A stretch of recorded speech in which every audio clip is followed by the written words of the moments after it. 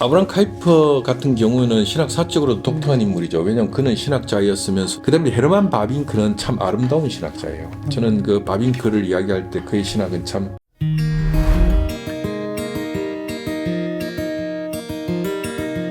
그럼 저 아까 또 궁금했던 점이 유학을 결심하셨을 때 이제 뭐 미국으로 가는 분도 있고 독일로 가는 분도 있고 예. 영국도 있고 되게 선택지가 네, 많잖아요. 네. 그중에 이렇게 오스트리아나 뭐 네덜란드 이쪽을 선택하신 이유가 있으셨나요? 일단은 제가 이제 그 신학교를 다닐 때 저에게 영향을 주셨던 저희 신학 교수님이 네덜란드에서 공부하신 분이셨습니다. 지금 은퇴하셨는데요. 저의 네. 첫 번째 저희 신학 교수님이죠. 최홍석 교수님이라는 분이었는데 네덜란드에서 공부하셨던 분이고 일단 그분이 너무나 그 훌륭한 인품을 가진 분이셨습니다. 제자들을 참 아끼고 사랑했고 그 다음에 그 수줍음도 많으셨던 분이지만 말을 하면 반드시 지키는 그 은행일치의 사람이셨고 그리고 굉장히 겸손한 분이셨어요. 가식적으로 겸손한 게 아니라 진정으로 겸손하셨습니다. 그래서 그 어른의 영향을 많이 받았죠. 그리고 이제 또 한 분이 이제 공간복음을 가르쳐 주셨던 선생님이 계셨는데 정훈택 교수님이란 분이셨는데 그 어른이 지금은 작고하셨습니다. 소천하셨는데 두 분에게 많은 사랑과 또 가르침을 얻었던 겁니다. 그래서 이제 내가 유럽으로 유학을 가야 되겠다. 그런 이제 생각을 하게 된 것이죠. 그래서 이제 유럽으로 가게 된 동기는 네. 신학생 시절에 영향을 끼쳤던 선생님들이 유럽 대륙에서 공부하신 분들이었다라는 네네.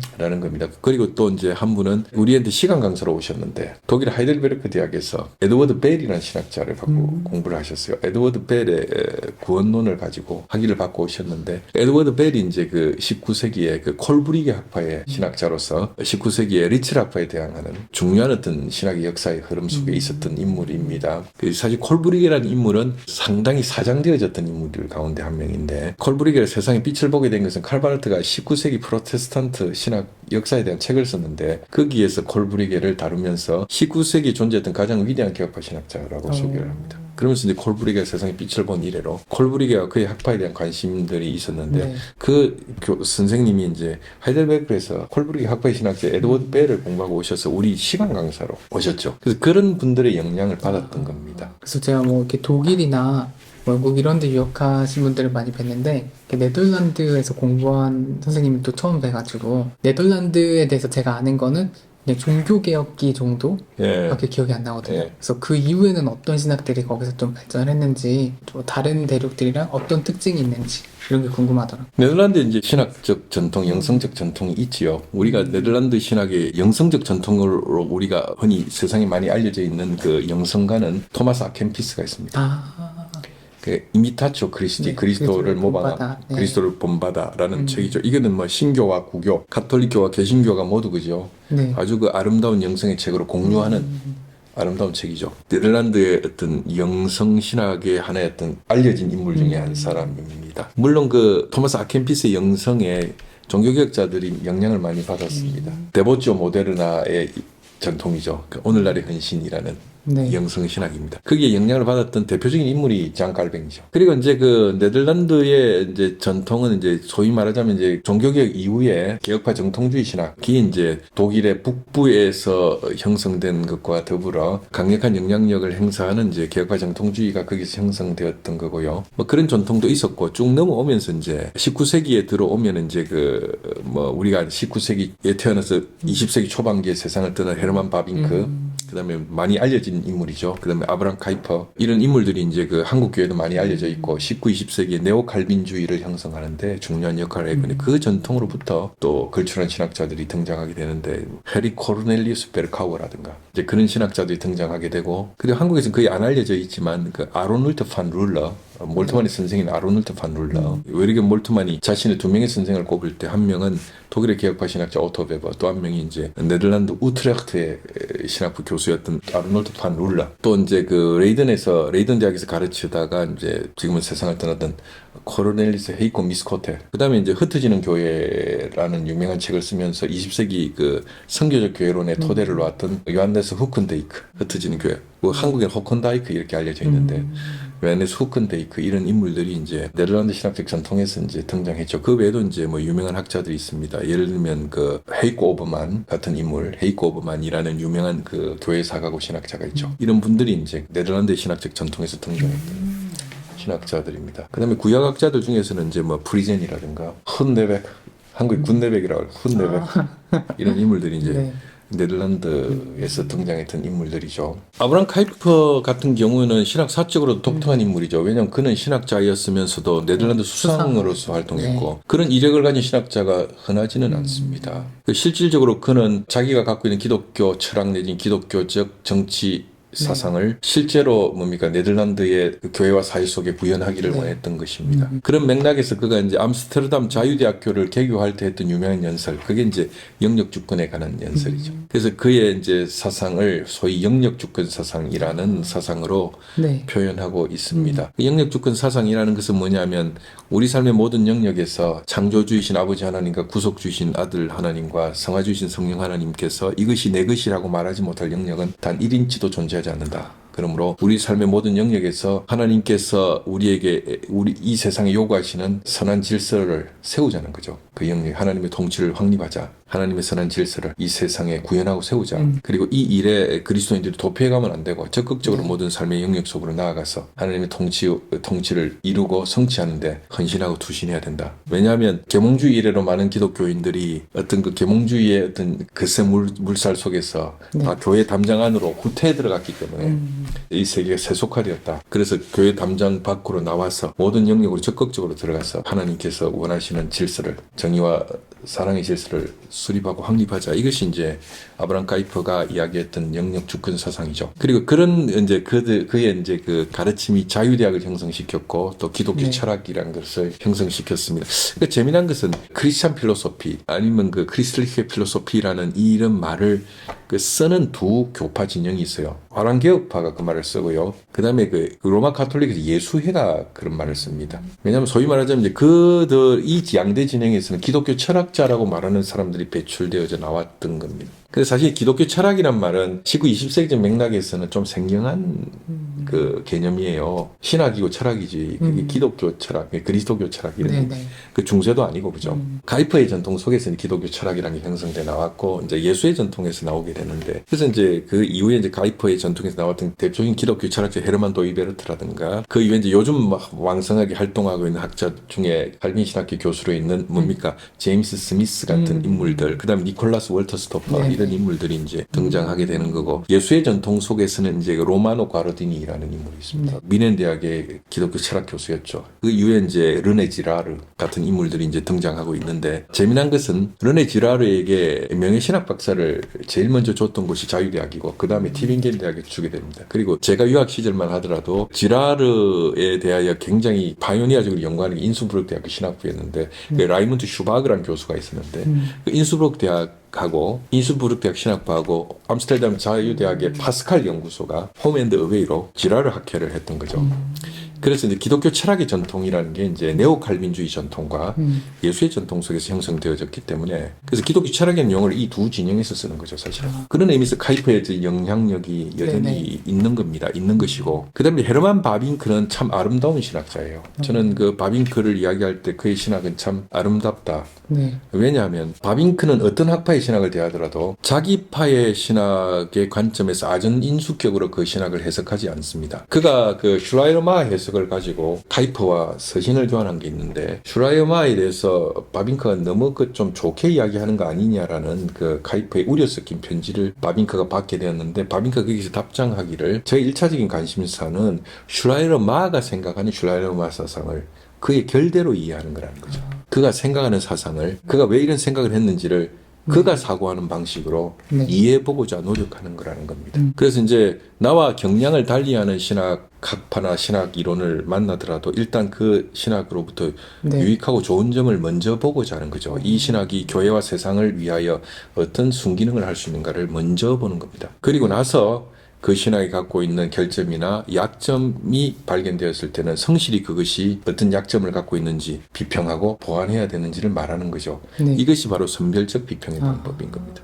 그래서 항상 온건하고 따뜻하고 중도적이죠. 바빙크가 한 유명한 말이죠. 극단은 진리의 전체를 보지 못한다. 그래서 항상 어떤 신학을 대하더라도 알브레트 리처의 신학이든 슈라이마의 신학이든 율리우스 카프탄의 신학이든 그 당대의 자유주의 신학자들의 신학이든 아니면 개혁파 정통주의, 루터파 정통주의 아니면 정교회의 신학이든 동방정교회 신학이든 로마 가톨릭 교회 신학이든 쉽게 말하자면 그 공정하게 보고 평가하고자 하는 겁니다. 그래서 장점을 섭렵하고 단점을 필터링하는 이런 방식의 신학을 함으로써 개혁파 교회만 유익하게 하는 것이 아니라 공교회에 유익한 신학을 해야 된다. 그래서 바빙크는 어떻게 표현하면 맞는가 하면 개혁파 신학자로서 보편성을 지향해 간 신학자죠. 그래서 바빙크는 개혁파 신학자로서 어떤 입장을 견지해야 되는 걸 후학들에게 가르쳐 줬느냐 하면 그게 유산인데 개혁파적이면서도 공교회적 신학을 지향해 가야 된다는 겁니다. 단지 개혁파적이기만 원하고 공교회적이기를 원치 않으면 그 신학은 분파적 신학이 된다는 거예요. 그리고 단지 공교회적이기를 원하고 개혁파적이기를 원치 않는다면 그저 국적 없는 신학, 국적 불명의 신학이 되겠죠. 그래서 개혁파적이면서 공교회적인 신학을 지향하면서 보편성을 지향해 간 신학자입니다. 신학은 단지 그리스도인들에게만 설득력 있는 진리가 되어서는 안 되고 보편적인 인문적 영역 속에서 설득력 있는 진리로서 해명되고 설명되어져야 된다는 것이죠. 근데 제가 이제 한국에서 개혁파를 접하거나 개혁파에서 바빙크를 소개하는 걸 접했을 때는 조금은 약간 편협하거나 조금 배타적이다 이런 이미지를 많이 받았었는데 실제로는 그렇지 않은 면이 크네요. 그러니까 이제 그거는 제가 볼 때는 실제로 바빙크의 개혁 교약을 읽어야 한다. 자꾸 바빙크에 관해서 말하는 사람들의 글보다는 실제로 접해서 읽어보기를 권합니다. 어떻게 읽느냐도 중요한 것이니까요. 그러나 실제적으로 그 텍스트를 읽어볼 필요가 있죠. 과거에는 그 텍스트를 화란어를 모르면 읽을 수 없었지만 오늘날은 한국말로 번역이 되어져 있기 때문에 그 책을 많은 신학생들이 교파를 불문하고 읽을 수 있게 개방되어 있지 않습니까? 그 책의 번역자인 박태영 교수가 저하고 네덜란드 같이 공부한 분인데 그분의 번역은 꽤 훌륭해요. 가독성이 좋습니다. 그래서 우리가 바빙크의 책을 모국어로 읽을 수 있는 혜택을 누릴 수 있죠. 그런 면에서 읽어보기를 권합니다. 저는. 벌코프 조직신학을 많이 보잖아요. 근데 벌코프의 책이 바빙크 교회학의 요약판이다. 뭐 이런 얘기를 제가 들어본 것 같아요. 요약을 했죠. 그러니까 뭐 진짜 뼈대만 추려서 요약을 한 것인데 요약본이 갖는 장점도 있을 수 있습니다. 요약본은 간명하게 그저 내용을 볼 수가 있으니까. 그러나 벌코프 책의 약점은 뭐냐면 바빙크가 개혁교약에서 수행했던 그 풍성한 해설이 빠져 있다는 겁니다. 풍성한 해설이 빠져 있다 보니까 그 뼈대만 추려 놓다 보니까 무미건조하죠. 그러면서 간간히 또 자기 견해를 거기에 첨가해 놓고 있죠. 벌코프의 책은 그런 의미에서 장점과 약점을 동시에 가지는 겁니다. 그래서 바빙크를 실제로 읽어보기를 권합니다. 벌코프는 바빙크 요약본이라고 한다면 그 요약본 속에서는 바빙크가 수행해갔던 그 신학사에 대한 풍성한 해설, 교부신학부터 중세신학을 거쳐서 계몽주의를 거쳐서 당대에 이르기까지의 신학에 있어서 그 수많은 신학자들과 교부들을 그가 인용해서 어떻게 자신의 사상을 조직해 나가는지 그리고 그가 그 과정 속에서 어떻게 보편적이고 공개적 신학을 지향하면서도 개혁파적이기를 원했는지 그런 부분들을 공부해 본다면 우리에게 많은 것을 가르쳐 줄 수가 있는 거죠. 아름다운 신학자입니다. 왜냐하면 편견 없이 학문을 하고자 했던 분이죠. 저 아까 그 카이퍼 얘기하실 때 여쭤보고 싶은 게 있었는데 그 영역주권 얘기를 할 때 승리주의 관점에서 영역주권 사상을 해석하면 안 된다 이런 말씀하셨던 것 같아요.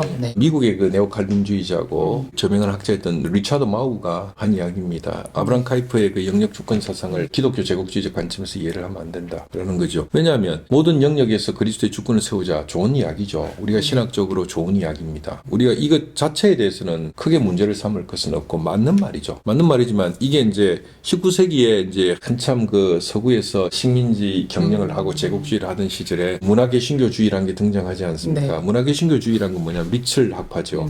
알버트 리첼과 문화개신교주의 이것을 이제 개신교 자유주의 신학이라고 하기도 하고 그리고 이 학파가 유럽의 기독교 문화를 하나님의 나라와 동일시하는 경향을 갖고 있다고 해서 이 사상을 문화개신교주의라고 하는데 이 문화개신교주의라는 게 뭐냐면 아시아와 아프리카의 기독교의 어떤 문명이 들어가는 것을 하나님 나라의 건설이라는 것과 동일시킨단 말이죠. 그래서 그런 논리가 이제 제국주의나 식민지주의를 정당화시키는 정치신학으로 악용되는 겁니다. 근데 카이퍼의 영역주권 사상도 그렇게 악용될 수 있는 위험한 점이 있다는 것이죠. 그러니까 사실은 지상에서 우리가 건설하는 어떤 문화를 하나님의 나라와 동일시하는 것은 곤란한 것이죠. 어떻게 보면. 그리고 이것이 유럽의 문명과 문화의 우월성이라는 관점에서 이것이 과도하게 영역 주권 사상과 붙여서 이렇게 주장하게 되면 이게 정복주의나 정벌주의로 바뀔 수가 있는 겁니다. 그게 이제 남아프리카 공화국이나 이런 곳에서 아파르테이트 그러니까 인종차별을 정당화시키던 신학자들이 카이퍼의 영역주권 주권을 악용한 거죠. 근데 카이퍼가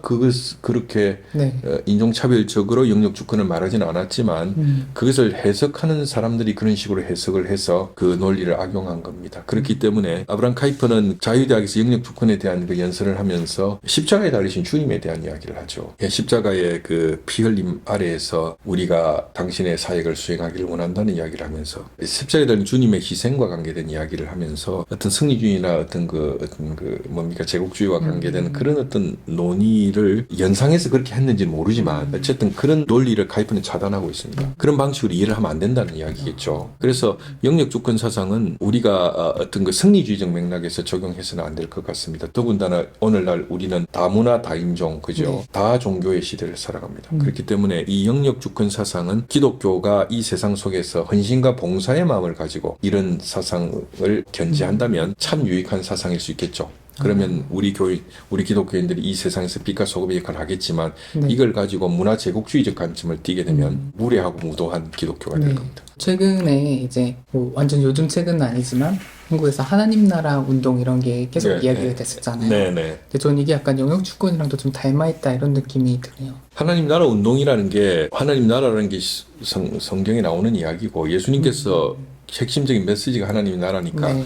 그건 우리가 복음의 내용으로 받는 부분이죠. 그것에 대해서 우리는 그 가치를 훼손해서는 안 될 겁니다. 그럼에도 불구하고 이 하나님의 나라를 문화 제국주의적으로 이해하면 안 된다는 겁니다. 이 하나님 나라가 되었던 영역 주권이 되었던 이게 문화 제국주의로 인식되는 순간부터 기독교는 정복의 종교가 되는 것이죠. 봉사의 종교, 헌신의 종교가 안 되는 겁니다. 실질적으로 이런 것들이 이제 역사적으로 신학사적으로 반성해야 될 부분이 있는 겁니다. 교회가. 근데 이제 여전히 제가 좀 어떤 성도분들을 만나거나 네. 생각하는 분들 만났을 때 그런 식으로 생각하는 분들이 많은 것 같아요. 그러니까 이렇게 복음이 계속 퍼지면 이 땅에 복음화를 한다는 그 개념 자체가 결국에는 기독교적으로 이 세상을 계속 바꿔나가는 거를 원하는 것처럼 느껴졌거든요. 네. 그러니까 어떤 교회와 세상을 되게 대립적인 구도로 보고 네. 세상을 모두 교회 안으로 이렇게 편입시킨다. 이런 식의 저는 좀 마인드가 있지 않나 이런 생각이 들었는데 저는 그렇습니다. 기독교인들이 뭔가 그 소심해지고 역사와 시대와 사회적인 영역으로부터 퇴행되어져 가는 것은 곤란하다고 봅니다. 그럼에도 네. 그것과 기독교가 뭔가 이 제국주의적 사고를 갖는 것은 다른 문제죠. 기독교라는 것이 기독교의 복음의 정신이라는 것이 봉사의 정신이고 사랑의 정신이고 희생의 정신입니다. 이런 부분에 대해서 우리가 바른 교육이 필요할 것 같아요. 기독교가 초창기에 지나치게 우리 사이에 지금도 머저리티는 아니지만 마이너리티였을 때 기독교에는 열성 있고 열심히 있는 전도 부인들을 많이 키워내긴 했습니다. 그러나 그분들이 물론 역할을 했죠. 그분들 폄하하고자 하는 것은 아니지만 그럼에도 불구하고 21세기에는 어떤 인물들을 키워내야 하는가 하면 이 사회 소통적이면서도 겸손하게 우리의 사회 음지를 돌아볼 수 있는 그리스도의 향기가 나는 그런 제자직을 수행하는 사람들 내지는 그리스도인들을 한국 개신교회가 키워내어야 하는데 이런 부분에 있어서 별로 성공하고 있지 못하다라는 문제가 있는 그러다 보니 세상으로부터 존경받지 못하는 종교가 된다. 라는 것입니다. 그리고 그 근본적인 핵심적인 이유 중에 하나가 구조적인 문제가 있다고 보는데 그게 지나친 개교회주의 때문에 그렇다. 그 한국 개신교회가 어떻게 하든지 공교회성을 회복하는 것이 네. 향후에 한국 개신교회가 복음의 어떤 공공성 내지는 복음의 공적인 실천을 수행할 수 있는 교회가 되느냐 안 되느냐의 관건이 거기에 있는 것 같아요. 근데 개교회가 되다 보니까 각자 도생을 해야 된단 말입니다. 네. 그러다 보니까 어떤 공적인 문제에 대해서 관심을 가질 여력이 없는 겁니다. 요새 테올로기아 푸블리카, 공공신학이라는 것이 많이 연구되고 있고 많은 제 후배 학자들도 공공신학을 연구하기 받아 들어오지만 그분들이 사실은 생각보다 활동을 잘 할 수 있는 영역이 없는 이유가 공공신학이 한국 개신교 안에서 활성화되기가 쉽지 않는 토대란 말입니다. 그 이유는 뭐냐면 공교회성이 확립이 돼 있어야 그 토대 위에서 공공신학이 작동하는 겁니다. 근데 한국 교회는 사실 체질적으로 보면 토대가 개교회주의란 말이죠. 그러니까 개교회주의가 이 한국 교회의 강력한 기반을 이루고 있기 때문에 퍼블릭 디알라지보다는 프리베이트 디알라지가 활성화될 수밖에 없는 거죠. 네. 그럼 신학이 프리베이트 사적 신학이 된다는 건 뭐냐면 사적인 어떤 신앙의 어떤 내용들이 주제가 될 수밖에 없는 겁니다. 그건 기복에 관계된 거죠. 다들. 네. 오늘 기복이 무조건 나쁘다고 볼 수는 없죠. 사람들이 교회를 가는 이유가 여러 가지 자신들의 삶에 어려운 점이 있고 그것을 하나님께 간구하는 거 아니겠습니까? 그리고 내 가족의 건강과 내 아이의 어떤 학업과 이런 것, 내 남편 또 내 아내의 건강 이런 것들이 우리 삶의 중요한 문제죠. 삶은 그만큼 고달픈 거니까요. 그러나 그게 다는 아니거든요. 예수님께서도 말씀하셨다시피 너희는 무엇을 먹을까 무엇을 입을까 이런 걸 갖고 구하지 마라. 이거 이방인들이 구하는 거다. 너희는 네. 먼저 그의 나라와 그의 의를 구해라. 그리하면 이 모든 것을 너희에게 더하여 주실 것이다 말씀하셨는데 문제는 뭐냐 하면 이런 기도를 우리가 바치는 교회는 아니었던 거죠. 사실은. 근데 옛날에 하도 우리가 못 먹고 못 입고 못 살 때는 그게 바람직하고 올바른 방향의 기도가 아니었음에도 불구하고 그거를 제가 볼 땐 신앙의 관점에서 보면 하나님께서 그냥 그 기도가 올바른 방향의 기도가 아니었음에도 불구하고 자신에게 바치는 온전한 기도로 여겨주셨던 것이죠. 그러나 지금은 우리가 그 시절에 그때는 아니지 않습니까? 그러면 기도의 올바른 공적 방향을 회복해야 되고 실천의 공적 방향을 회복해야 되는데 그게 잘 안 되는 이유는 한국 교회가 구조적으로 지나치게 개교회주의적이라는 것이죠. 그래서 공공신학이 활성화되기가 쉽지 않은 겁니다. 그러네요. 이게 문제라고 봅니다, 저는. 질문으로 드리려고 했는데 네. 대답을 해주죠. 아, 그렇습니까? 네. 맞아요. 이 부분을 어떻게 극복하느냐는 중요한 과제일 겁니다. 한국에는 기독교 말고도 종교들, 공적 종단들이 있지 않습니까? 대한불교 조계종 공적 종단이거든요. 네. 가톨릭교회, 로마 가톨릭교회, 한국 가톨릭교회 공적 교회입니다. 작은 소수의 작은 교단이라도 대한성공회는 공적인 교회란 말이죠. 그래서 공공의 이슈에 대해서 그들이 교회 안에서 성직자들이 목소리를 낼 수 있는 겁니다. 신자들의 개인적인 어떤 신앙의 지향점하고는 별도로. 근데 우리 목사님들이 왜 그럴 수 없느냐 하면 이게 개교회가 되다 보니까 이게 각자가 도생해야 되다 보니까 이런 데 대해서 뭔가 공공적으로 지지에 동의가 안 되는 신자들의 눈치를 봐야 되는 거예요. 그분들이 뭐 유력자면 더 눈치를 봐야 되는 거죠. 그렇다 보니까 불이한 어떤 그 공직자나 이런 데 대해서 예언자적 증언을 못 하는 겁니다. 칼빈은 그 기독론에 있어서 그리스도의 세직분론을 이야기했습니다. 이게 이제 기독론의 역사에서 칼빈이 중요한 기여 중에 하나인데 이 세직분론이 뭐냐면 예수 그리스도가 세 개의 직분을 가진 분이라는 것 아닙니까? 제사장의 직분, 왕의 직분.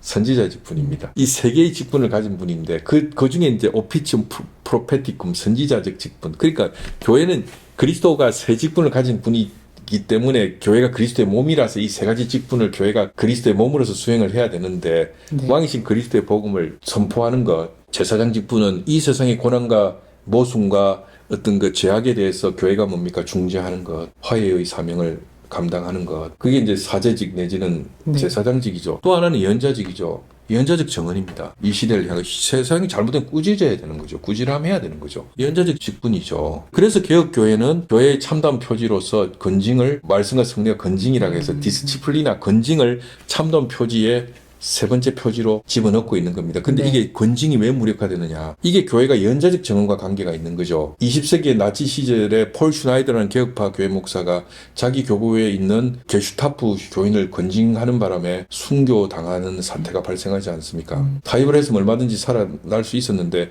건징 풀지 않죠. 그게 자신의 교부 깔뱅의 말대로 건징은 교회가 참된 교회로 남느냐?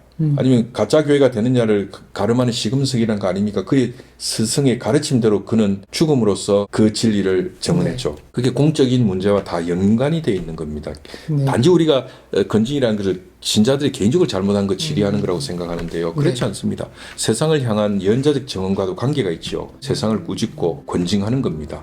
그런 면에서 한국 교회가 그리스도의 세 가지 직분 중에 이 예언자적 직분을 성실히 네. 수행하고 있지 못한 그 이유는 뭐냐면 교회가 너무 프리베이트 처치가 되어버렸다. 개교회가 되어버렸다. 그래서 공공신학을 전공한 훌륭한 학자들이 있어도 그 논리가 단지 이론으로만 발표되지 실질적으로 작동하지를 못하는 겁니다. 그런 문제가 있는 것이죠. 저는 이것이 앞으로 해결해야 될 문제라고 네. 생각해요. 그래서 저는 어쨌든 간에 찬반이 있고 호불호는 있지만은 어쨌든 간에 그것에 대해서 뭐 여러 가지 앞으로 보완점도 있지만은 그런 시도는 나름대로 훌륭한 시도라고 여겨집니다. 분당 우리 교회에 이찬수 목사님이 교회를 뭡니까? 10개인가를 분립하지 않습니까? 네네. 그래가지고 이걸 각자 단임 목사로 세워서 그 수평적인 연대를 하면서 공개성을 좀 지향해 보고자 하는 이런 시도들, 이런 것들이 뭐 별거 아닌 건 아니죠, 사실은. 이런 것들이 좀 더 잘 보완돼서 교회의 네. 공적인 어떤 그 연자적 정언을 할 수 있는 구조를 만드는데 이런 방식의 시도가 좀 성공적으로 좀 정착되었으면 좋겠다는 바람이 있는 거죠, 사실은. 감사합니다. 예.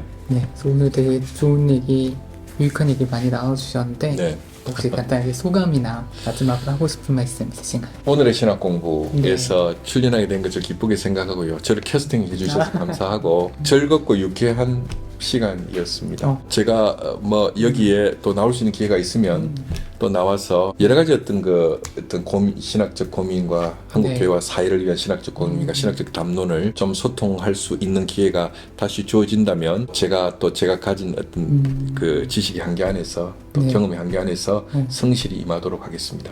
감사합니다. 예, 감사합니다. 저는 그 촬영 시작 전에 아간벤이랑 거룩감 얘기해 주신 것도 되게 좋았었거든요. 아, 그렇습니까? 그래서 다음에는 그런 주제로 한번 또. 그 주제도 그게 네. 오늘날 미학에 관한 문제인데요. 그 미학이라는 것은 중요한 네. 겁니다. 사람들이 아름다움을 어떻게 이해하느냐는 삶에 있어서 그 삶을 어떻게 이해하는가가 굉장히 밀접한 관계가 있습니다. 그래서 이 부분에 대해서 조금 이야기할 네. 필요가 있다. 왜냐하면 이거는 공공적인 장에서 논구될 수 있는 인문적 주제이기 때문에 신학자가 여기에서 개입하는 것은 나름대로 의미가 있는 일이라고 저는 생각하거든요.